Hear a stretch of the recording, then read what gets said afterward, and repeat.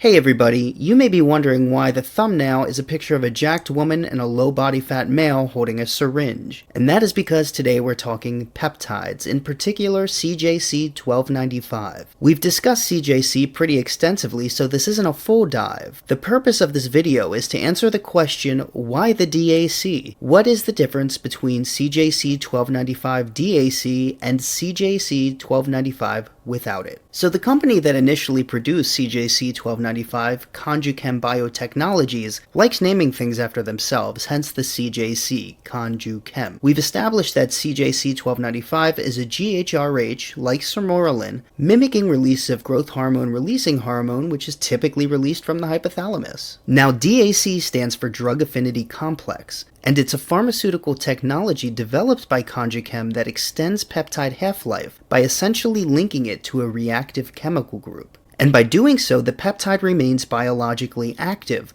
while chemical reaction of the attached complex conjugates the peptide to albumin. So what happens is you take CJC 1295 attached to a linked reactive compound. Cross-reaction binds CJC 1295 to albumin, which is a protein that, among other roles, acts as a carrier that transports the bound peptide throughout the body and extends its half-life. In humans, albumin has a half-life of 12 to 19 days, thus extending the half-life of the biologically active CJC 1295 that's attached to it. This is why CJC 1295 with DAC has such an extensive half-life, approximately 6 to 8 days. This means that it takes about a week for half of CJC 1295 with DAC to leave our circulation. At the same time, being attached to a carrier protein like albumin allows transport of the peptide throughout the body. There is no data stating CJC's half-life without the DAC. However, since it's a modified version of sermorelin, which has a half-life of minutes, likely under half an hour, we can imagine that CJC 1295 without the drug affinity complex has a similarly short half-life as well. So it's safe to say that people use CJC 1295 due to the fact that it lasts so long. The caveat with this is that growth hormone is released in a pulsatile fashion, in spurts, so using a compound with such a long half-life may not be physiologically representative of how we produce growth hormone ourselves. At the same time, I'm forced to wonder if continued use over weeks, for instance, would desensitize growth hormone release, given the fact that there will likely be a big increase in IGF-1,